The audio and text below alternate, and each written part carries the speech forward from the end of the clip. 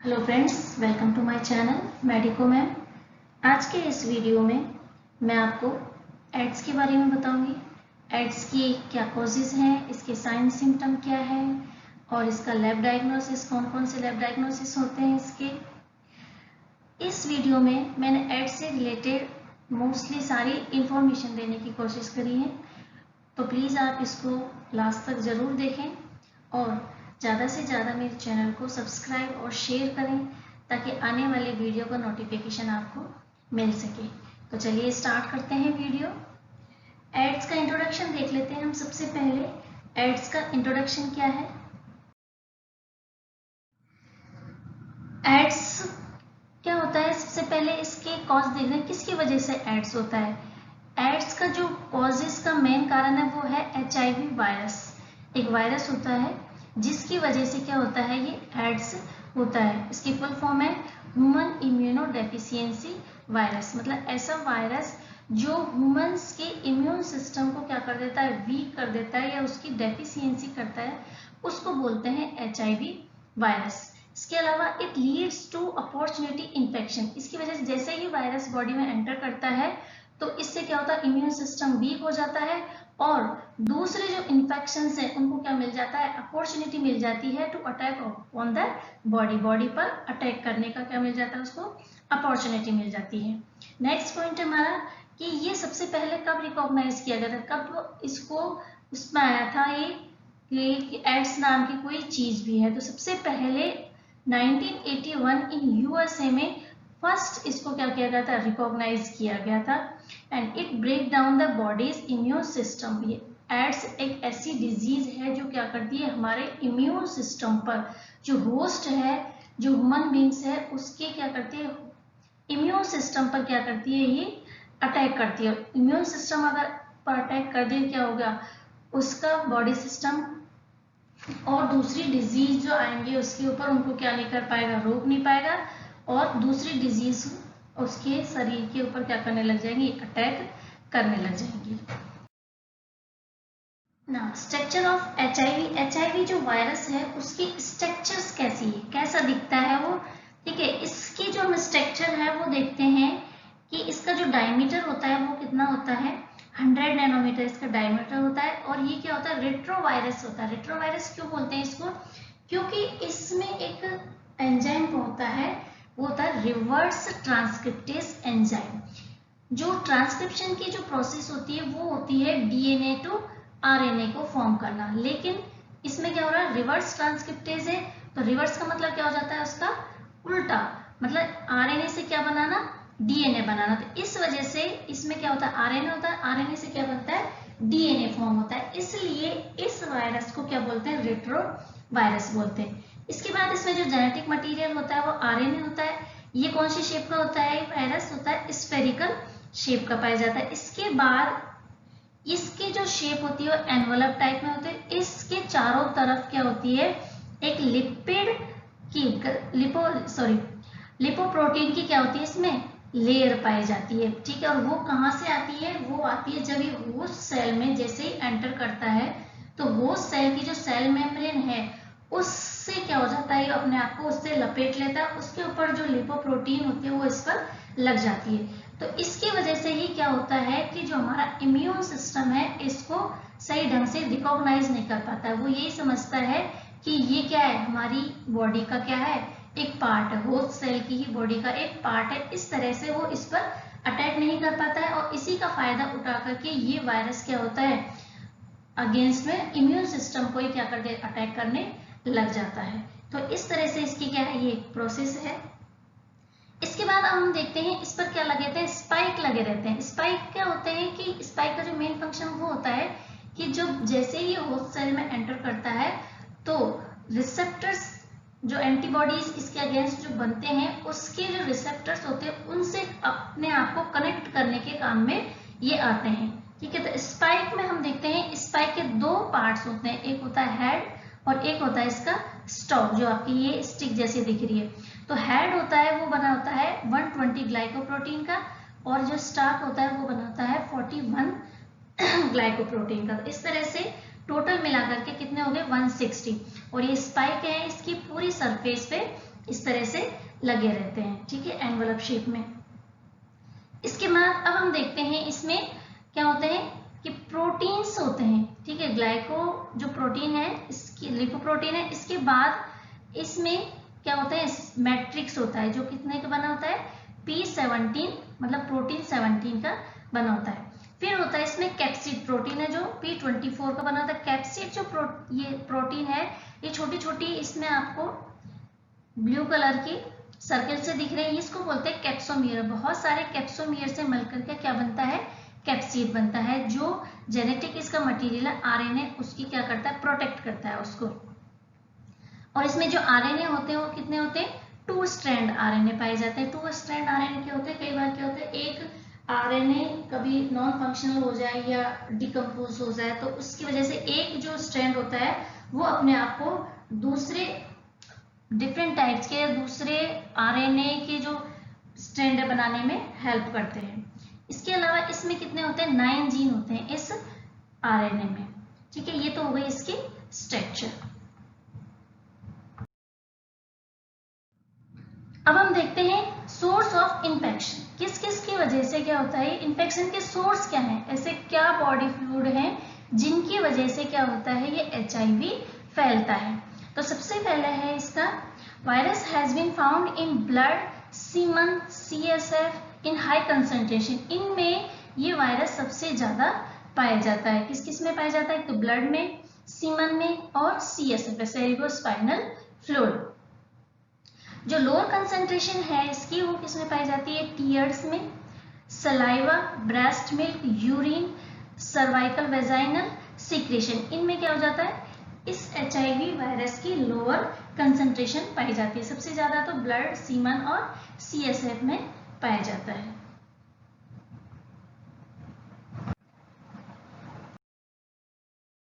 अब हम देखते हैं इसका पैथोजेनेसिस। पैथोजेनेसिस का मतलब होता है, पैथो मीन्स होता है डिजीज और जेनेसिस मतलब पैदा करना, मतलब बीमारी किस तरह से ये होस्ट के बॉडी में किस तरह से डिजीज पैदा करता है ये एचआईवी वायरस।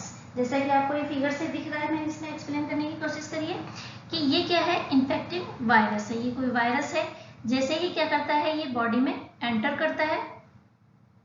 बॉडी में एंटर करने के बाद क्या होता है कि इसमें 2 स्ट्रैंड होते हैं, ठीक है, आरएनए के 1 और 2। तो इसमें से जैसे ही ये मैक्रोफेज में एंटर करेगा, बॉडी के मैक्रोफेजेस में, मैक्रोफेज में एंटर करने के बाद क्या होता है, ये एचआईवी जो वायरस है इसके अंदर होता है आरएनए। आरएनए में क्या होता है कि एक एंजाइम होता है, रिवर्स ट्रांसक्रिप्टेज एंजाइम। जो ट्रांसक्रिप्शन की जो प्रोसेस होती है उसमें क्या होता है कि डीएनए से आरएनए फॉर्म होता है, लेकिन जो रिवर्स ट्रांसक्रिप्टेज है उसका क्या हो जाएगा, रिवर्स का मतलब क्या होता है, उल्टा। तो मतलब इसमें क्या होगा, आरएनए से क्या बनना है, डीएनए बनेगा, ठीक है। तो इसमें कौन सा एंजाइम आएगा, रिवर्स ट्रांसक्रिप्टेज एंजाइम। ये क्या करेगा, जो एचआईवी वायरस है उसका जो आरएनए है उससे क्या बन जाएगा, डीएनए बन जाएगा, ठीक है। अब ये डीएनए क्या होगा, जो मैक्रोफेज है उसके जो न्यूक्लियस है उसमें एंटर कर देगा। जैसे ही ये इसमें एंटर करेगा, इसमें क्या होगा, इंटीग्रेट होगा। इंटीग्रेट का मतलब क्या होता है कि जो वायरस का ये आरएनए डीएनए बन गया, अभी किसका, ये डीएनए वायरस का, ये किसके साथ कॉम्बिनेशन कर देगा, होस्ट के जो न्यूक्लियस है उसके डीएनए से जाकर के क्या हो जाएगा, ये अटैच हो जाएगा। इसको बोलते हैं इंटीग्रेट। इसके साथ ये क्या हो गया, अब ये किसका बन गया, ये वायरस का डीएनए बन गया। अब इस वायरस के डीएनए में से दोबारा से क्या होगा, इस तरह से एचआईवी आरएनए निकलेंगे।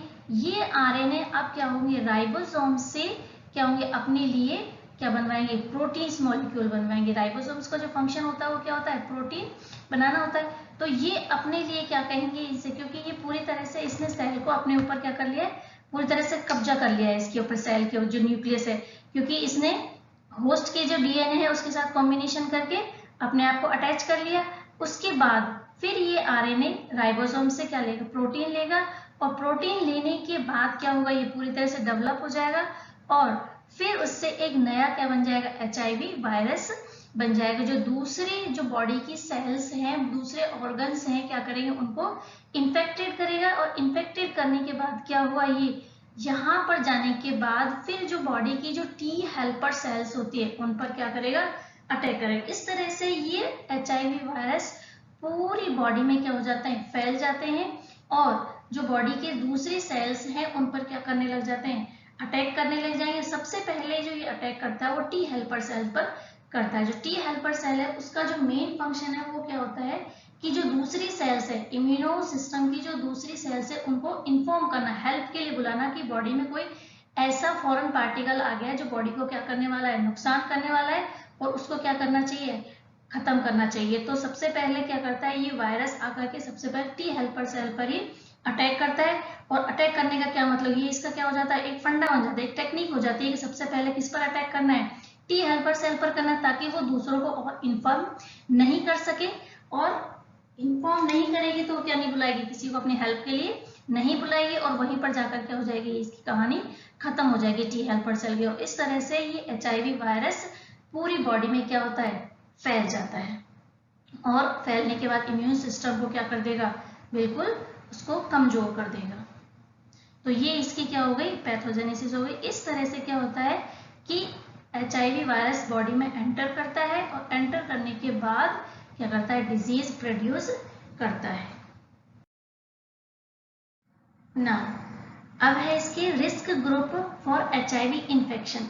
HIV इन्फेक्शन किन किन में हो सकता है, कौन कौन से ऐसे रिस्क ग्रुप हैं जो इस इन्फेक्शन, जिनमें ये इन्फेक्शन हो सकता है। सबसे पहले है सेक्स वर्कर, IDUS मतलब होता है इंजेक्शंस, ड्रग यूजर्स, ऐसे यूजर्स जो इंजेक्शन के थ्रू क्या करते हैं, ड्रग्स लेते हैं, ठीक है, नशीली दवाइयां लेते हैं, उनमें क्या हो सकता है, इस HIV इन्फेक्शन होने के चांसेस ज्यादा होते हैं। Client of sex worker, labour migrant और MSM मतलब मेल सेक्स टू मेल, ठीक है, street children, health care worker, military और पुलिस। ये है ऐसे एक ग्रुप है जिसमें HIV इन्फेक्शन होने के चांसेस ज्यादा होते हैं।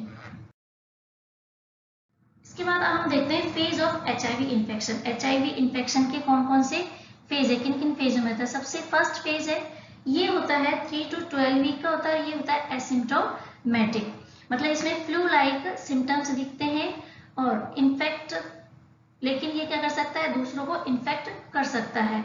सोर थ्रोट, गले में खराश होना है, फीवर है, स्किन रेशेस है, मेनिंजाइटिस है और हाइबर्मिया। इस तरह की इसमें फर्स्ट फेज है, उसमें साइन सिम्टम दिखते हैं।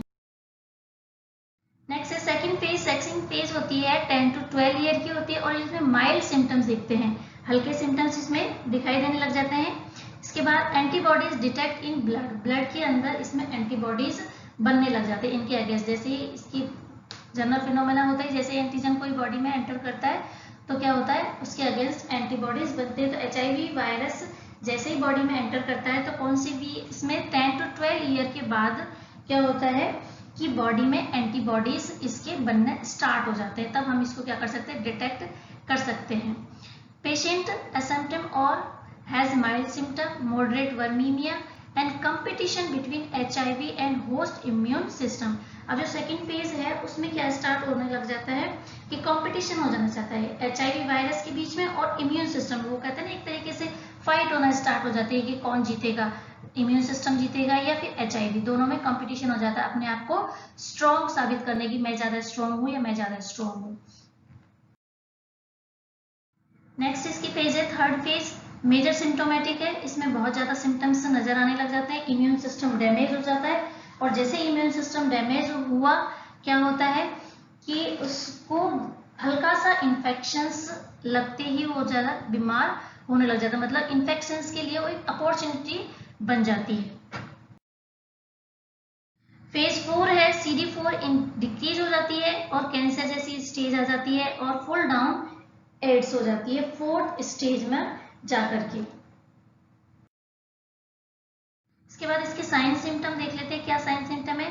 मेजर जो साइन है इसका वो है वेट लॉस होता है, क्रोनिक डायरिया रहता है मोर देन 1 मंथ, 1 मंथ तक लगातार उसको diarrhoea prolong fever and minor में रिकरेंट ओरल फेरेंजियल कैंडिडाइटिस, परसिस्ट कफ, लगातार खांसी रहना है, रिकरेंट हर्पीज जोस्टर और लिम्फेडेनोपैथी। ठीक है, इसके अलावा मैंने एक नोट डाल रखा है नीचे, diagnose made on the presence of the 8 list 2 major and 1 minor. जो डॉक्टर्स होते हैं वो अगर इसका डायग्नोस करवाना चाहे तो कितने सिम्टम्स पे करवाएगा, वो एटलीस्ट 2 मेजर सिम्टम्स होने चाहिए और 1 माइनर सिम्टम दिखे, तब जाकर के वो डायग्नोस के लिए कहता है कि इसका एड्स का डायग्नोस करवाना चाहिए।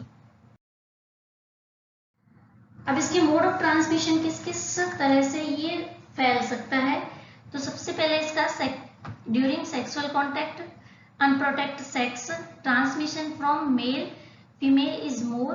Now STD facilities of transmission of HIV through infected blood, blood से भी क्या हो सकती है, ये फैल सकती है, जैसे शेयरिंग नीडल है, use of contaminated needle and sharing, transfusion of HIV infected blood and blood product. ना फ्रॉम मदर टू चाइल्ड, ये मदर टू चाइल्ड भी फैलता है, थ्रू मतलब इन्फेक्टेड जो ब्लड है उसके थ्रू फैलता है, और जो 3 कारण है इसके, सेक्सुअल कॉन्टैक्ट से, इन्फेक्टेड ब्लड से और मदर टू चाइल्ड से। मदर टू चाइल्ड में ड्यूरिंग प्रेगनेंसी है, ड्यूरिंग चाइल्ड बर्थ है, उसके दौरान भी ये क्या HIV फैल सकता है, एंड ड्यूरिंग ब्रेस्ट फीडिंग। इन 3 कंडीशनों में मदर टू चाइल्ड HIV का ट्रांसमिशन हो सकता है। इसके बाद हम देखते हैं इसका लैब डायग्नोसिस, किस किस तरह से हम इस डिजीज का डायग्नोस कर सकते हैं, कि किस तरह से पता लगा सकते हैं कि होस्ट में HIV है या नहीं है। सबसे पहले डायरेक्ट टेस्ट और इनडायरेक्ट टेस्ट, 2 टेस्ट होते हैं। डायरेक्ट में हम लेते हैं एलिजा, एलिजा को मैंने मेरे पिछले वीडियो में एक्सप्लेन कर रखा है, आप मेरे पिछले वीडियो में जाकर के इसको देख सकते हैं।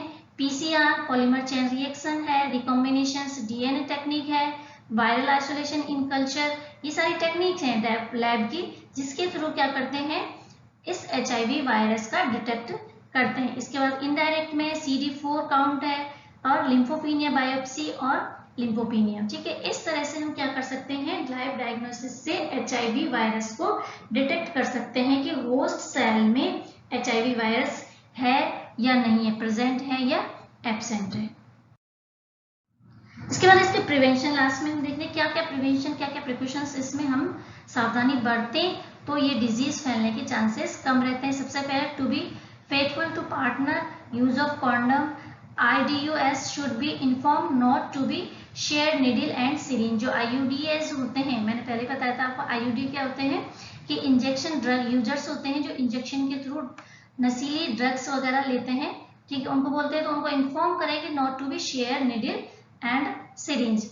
एडवर्टाइजमेंट भी फ्रॉम डिफरेंट मीडिया और channels, people in high risk group should be urged refrain from donation of blood, मतलब ऐसे लोगों का ब्लड डोनेशन से सख्त मनाही होनी चाहिए जहां पर ये हाई रिस्क ग्रुप में आते हैं। Donor blood should be screen of HIV, मतलब जिसका भी ब्लड ले रहे हैं डोनर का, उसमें क्या होना चाहिए, HIV की स्क्रीनिंग होनी चाहिए, HIV का टेस्ट होना चाहिए ना। Strict sterilisation technique should be applied in hospital and clinics, clinics और हॉस्पिटल्स में स्टरलाइजेशन की जो टेक्निक्स हैं वो क्या होनी, स्ट्रिक्टनेस से क्या होनी चाहिए, फॉलो होना चाहिए। Rehabilitation of AIDS and HIV case, मतलब एड्स के जो भी पेशेंट्स हैं उनका रिहेबिलिटेशन मतलब पुनर्स्थापना या उनको पहले से की तरह जीवन जीने की कला सिखानी चाहिए। तो ये हो गया हमारा आज का टॉपिक एड्स का। ठीक है, आई होप आपको ये वीडियो पसंद आया हो। अगर आपको ये वीडियो पसंद आया है तो प्लीज आप इसे लाइक करें और ज्यादा से ज्यादा इसे। Thank you for watching my video.